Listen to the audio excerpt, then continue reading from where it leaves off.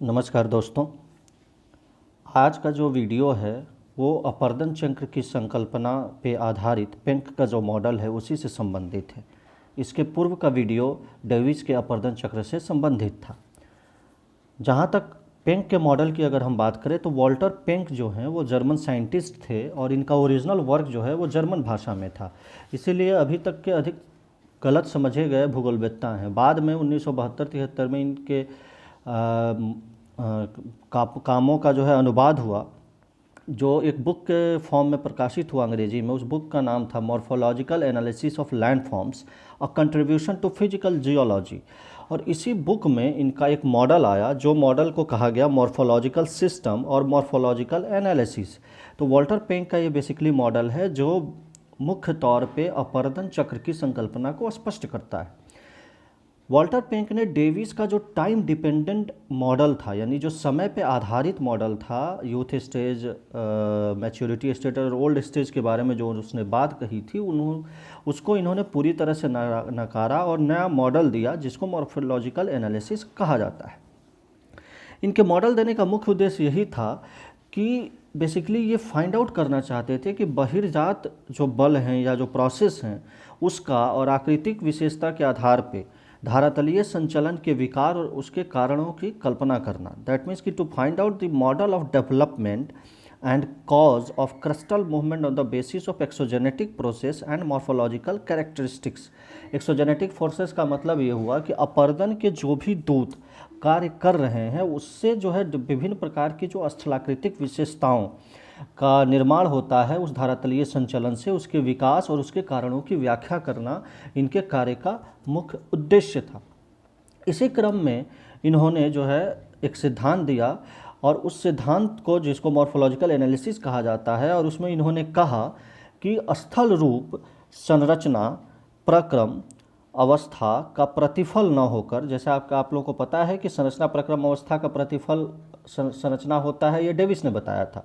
तो इसको इन्होंने डिनाय किया और कहा कि स्थल रूप संरचना प्रक्रम तथा अवस्था का प्रतिफल न होकर उत्थान के दर तथा अपर्दन एवं पदार्थों के विस्थापन के दर के बीच का अनुपात जो होता है उसी का प्रतिफल होता है। कहने का तात्पर्य यह है कि landform development should be interpreted by means of ratios between diastrophic process, मतलब endogenetic process, and rate of upliftment and erosional process, that means exogenetic forces, और रेट ऑफ वर्टिकल इंसिजन या वर्टिकल इरोजन। आप कह सकते हैं कि जो upliftment हो रहा है और उस पे जो है अपर्दन हो रहा है, और उस अपर्दन से जो पदार्थों का विस्थापन हो रहा है, तो उसका जो दर है उन्हीं के बीच के अनुपात का प्रतिफल जो है वो स्थलरूप होता है।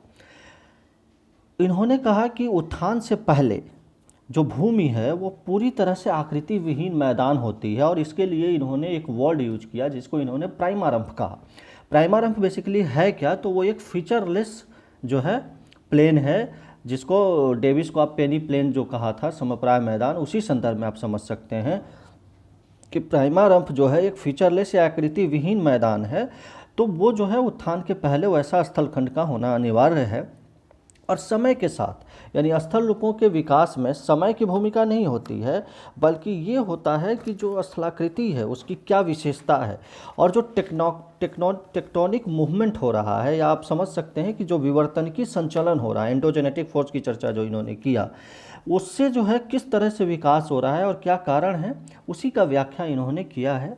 और इन्होंने, जैसा मैंने प्रारंभ में भी बताया, कि समय आधारित जो संकल्पना थी डेविस को, उसको इन्होंने नकारा और स्थलाकृति के विकास में जो है इन सारे फैक्टर्स को रखा कि जो स्थलाकृति की विशेषता क्या है, टेक्टोनिक मूवमेंट हो रहा है तो उससे किस तरह से डेवलपमेंट हो रहा है।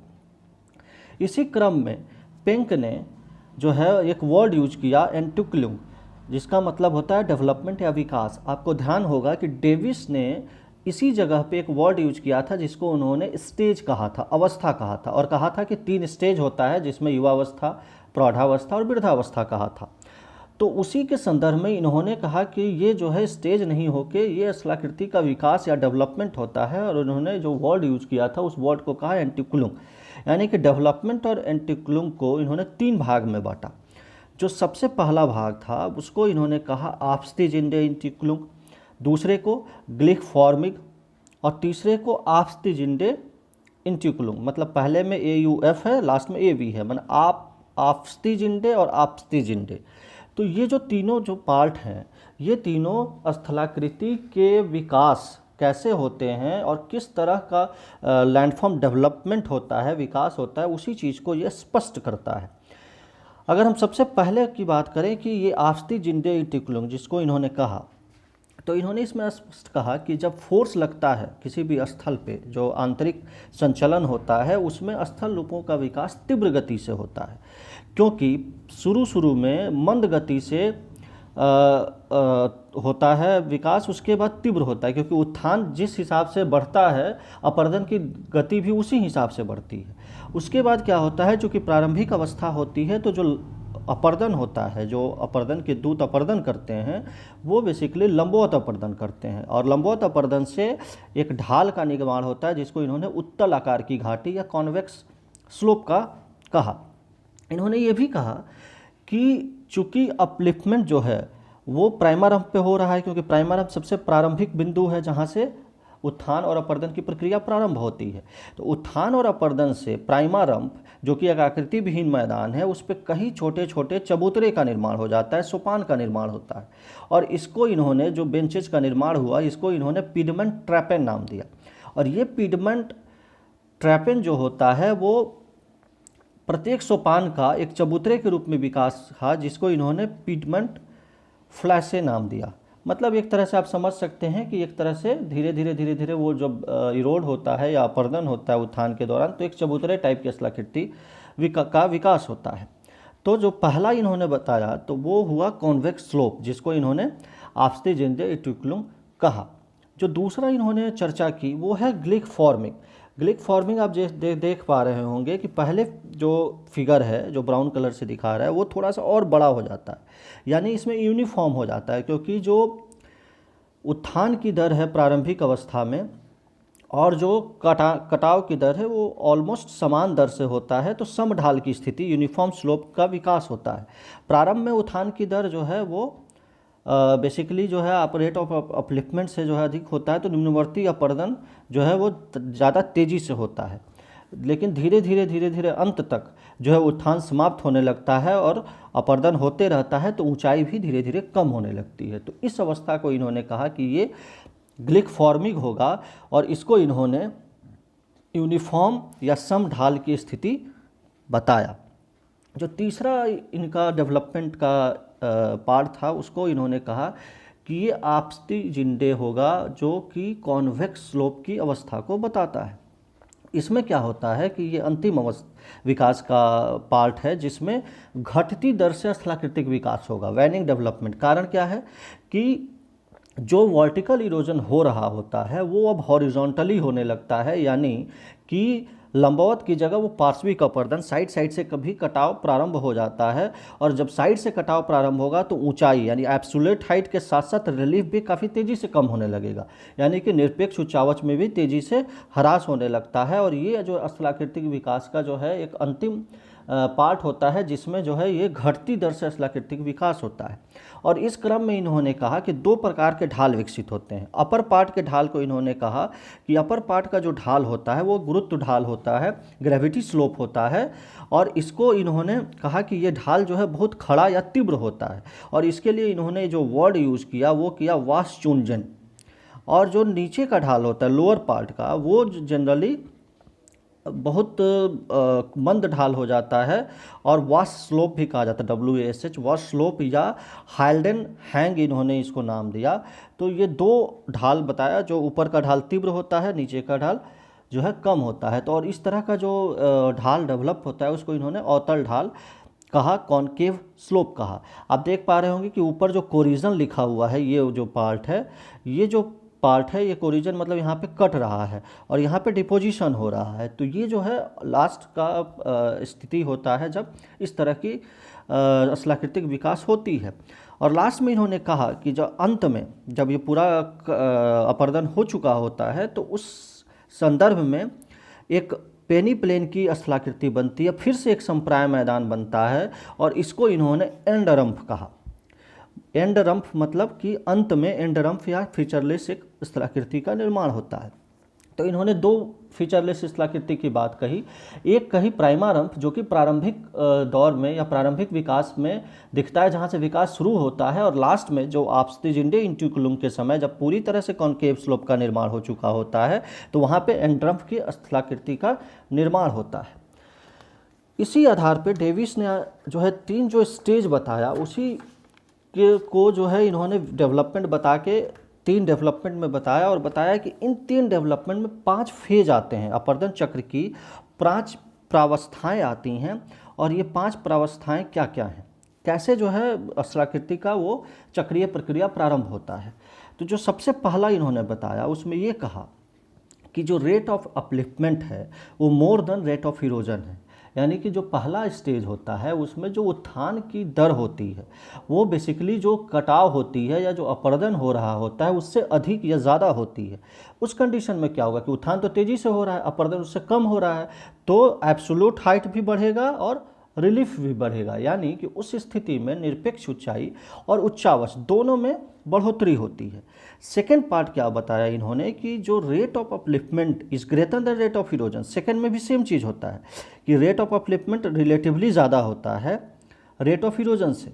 तो उससे क्या होता है कि एब्सोल्यूट हाइट तो बढ़ती है, लेकिन चूंकि जिस मात्रा से ऊपर की जो शिखर हैं उसका कटाव हो रहा है, उसी मात्रा में उसके वैली के निचले पोर्शन का कटाव हो रहा है। तो जितना ऊपर कटता है उतना नीचे कट जाता है, तो वो दोनों बराबर हो जाता है। दैट मीन्स कि एब्सोल्यूट हाइट तो बढ़ती है लेकिन रिलीफ नहीं बढ़ पाती है, वो स्थिर रहती है। तो ये दूसरा इनका स्टेज था। तीसरा जो पार्ट इन्होंने कहा उसमें उन्होंने ये कहा कि rate of upliftment is equal to rate of erosion. मतलब कि जितना उठा उतना कट गया। मतलब कि अगर 10 फीट उठ रहा है, जैसे मान लीजिए 20 फीट का स्थलाकृति का विकास हुआ सी लेवल से, तो 20 फीट में 10 फीट का उत्थान हुआ और 10 फीट कट गया। दैट मीन्स कि जितना अपलिफ्टमेंट हुआ तो upliftment is equal to erosion. उस स्थिति में क्या होगा कि निरपेक्ष ऊंचाई भी स्थिर रहेगी और उच्चावच भी स्थिर रहेगा। जो अगली प्रावस्था है उसमें क्या होता है कि उत्थान समाप्त होने लगता है लेकिन अपर्दन तो जारी रहता है। तो इस स्थिति में निरपेक्ष ऊंचाई भी कम होने लगती है और उच्चावच भी कम होने लगती है। अंत में क्या होता है कि अपर्दन तो समाप्त है ही, साथ ही साथ साइड भी कटने लगता है। तो अपर्दन समाप्त है, ऊंचा हो नहीं रहा है स्थलाकृति और साइड से भी कटने लग रहा है। तो उस स्थिति में जो है तीव्र अपर्दन के कारण धीरे धीरे निरपेक्ष ऊंचाई के साथ साथ उच्चावच भी कम होने लगता है और अंत में एक आकृति विहीन मैदान का निर्माण होता है। तो यहाँ पे आप देख पा रहे होंगे कि फर्स्ट 2 है, वहाँ पे क्या हो रहा है कि एब्सोल्यूट हाइट इंक्रीज हो रहा है, लेकिन फर्स्ट में क्यों इंक्रीज हो रहा है कि रेट ऑफ अपलिफ्टमेंट जो है वो ज़्यादा है रेट ऑफ इरोजन से, इसलिए। लेकिन सेकंड में जो है वो बराबर हो जा रहा है उच्चावच, और उसके बाद धीरे धीरे स्थिर होने के बाद कम होने लगता है। तो इस तरह से इस फिगर से इन्होंने स्पष्ट किया है कि जैसे आप देख पा रहे होंगे ये वाला जो पार्ट है ये आपको हाइट दिखा रहा है और नीचे का पार्ट फेज बता रहा है। तो जो पहला इन्होंने बताया जिसमें ये कहा कि निरपेक्ष ऊंचाई में वृद्धि होती है, तो वो जो पार्ट है वो उत्थान की दर रेट ऑफ अपलिफ्टमेंट जो है वो ज़्यादा होता है रेट ऑफ इरोजन से, तो इसलिए निरपेक्ष ऊंचाई में वृद्धि होती है। तो जो ये पहला जो प्रावस्था है यानी फर्स्ट फेज है वो आप्स्तिजिंडे इंट्यूकुलम की अवस्था है जब उत्तल ढाल या कॉन्वेक्स स्लोप का निर्माण होता है। फिर बीच का जो 3 स्टेज है जिसमें समान दर से जो है उच्चावच स्थिर रहता है, निरपेक्ष ऊंचाई बढ़ती है। फिर दोनों में तीसरे वाले में क्या हम लोगों ने देखा था कि निरपेक्ष ऊंचाई और उच्चावच दोनों स्थिर रहता है क्योंकि rate of upliftment is equal to rate of erosion होता है। और उसके बाद चौथे में हम लोगों ने देखा था कि अपलिफ्टमेंट खत्म हो जाता है, इरोजन कंटिन्यू रहता है, तो ऊंचाई और उच्चावच दोनों में कमी आने लगती है। तो ये जो पार्ट आपका बचता है तो ये तीनों पार्ट जो है वो ग्लिक-फॉर्मिज इंट्यूकुलम का पार्ट हो जाता है। उसके बाद का जो पार्ट होता है वो होता है लैटरल इरोजन, यानी कि लैटरल इरोजन होता है, पार्श्विक अपर्दन बढ़ने लगता है तो जल विभाजक की जो चोटियां हैं वो तेज़ी से अपर्दित होने लगती हैं और निरपेक्ष ऊंचाई और उच्चावच दोनों में कमी आने लगती है। और ये अंतिम अवस्था होता है आप्स्तिजिंडे, और अंत में जो समतल विहीन मैदान का निर्माण होता है उसको इन्होंने एंड्रम्फ कहा। जैसा कि आप लोगों को ध्यान में होगा कि डेविस वाले ने बताया था, डेविस ने, कि अंत में जो समतल विहीन आकृति विहीन समतल मैदान का निर्माण होता है उस पर कहीं कहीं ऊंचे उठे टीले मिलते हैं और इसको इन्होंने कहा था मोनोड नॉक। तो इन्होंने कहा पेंक ने कि अंत में समतल मैदान का निर्माण होता है और वहाँ पे जो ऊंचे ऊंचे टीले मिलते हैं उसको इनसेल वर्ग इन्होंने कहा। तो ये एक तरह से स्लोप डेवलपमेंट को भी बता रहा है और चक्रीय प्रक्रिया को भी बता रहा है कि कैसे उत्थान होता है और अंत में समाप्त होता है और आकृति विहीन मैदान फिर से आकृति विहीन मैदान में बदल जाती है। अब यहाँ पे बेसिक एक चीज़ ये भी देखना है कि डेविस ने जो प्रारंभ में ये बात कही थी कि छोटी अवधि के लिए उत्थान होगा फिर अपर्दन होगा, लेकिन इन्होंने उस चीज़ को नकारा और कहा कि अपर्दन और उत्थान दोनों साथ साथ चलेगा। ये अलग बात है कि उत्थान प्रारंभ में ज़्यादा होगा अपर्दन की अपेक्षा, लेकिन प्रोसेस दोनों साथ में चलेगा। तो ये जो है बेसिकली इसमें भी इन्होंने पिंक ने भी एक चक्रीय प्रक्रिया को बताते हुए स्पष्ट किया कि कैसे उत्थान और अपर्दन प्रारंभ होता है और अंत में एक ऐसी स्थिति आती है कि एक्सोजेनेटिक फोर्स यानी जो बाह्य बल होते हैं, चाहे वो नदी हो या कोई भी अन्य बाह्य बल, वो इरोजन करते करते अंत में उस स्थलाकृति को जो है पूरी तरह से समतल भूमि में बदल देती है और अंत में जो है चक्र की समाप्ति होती है। तो ये ओवरऑल आपका पिंक का मॉडल है जिसमें इन्होंने डेविस की आलोचना करते हुए उनके स्टेज की जगह पे डेवलपमेंट वर्ड यूज़ किया यानी एंटीक्लूग वर्ड यूज़ किया। उसी तरह से यूथ मैच्योरिटी और ओल्ड जो 3 पार्ट बांटा है उसको भी इन्होंने बदला और उस स्टेज की जगह पे इन्होंने फेज वर्ड यूज़ करके प्रावस्था 5 प्रावस्थाओं को बताते हुए अंत में जो है इसको कंक्लूड किया। और साथ ही साथ इन्होंने जो कॉन्सेप्ट बताया कि प्राइमा रंप होगा शुरू में और एंड रंप होगा अंत में। तो ये ओवरऑल पिंक का मॉडल है जो अपर्दन चक्र की संकल्पना से संबंधित है। नेक्स्ट वीडियो में हम लोग दोनों का कंपेयर पढ़ेंगे कि डेविस और पिंक में क्या क्या समानता है और क्या क्या असमानता है।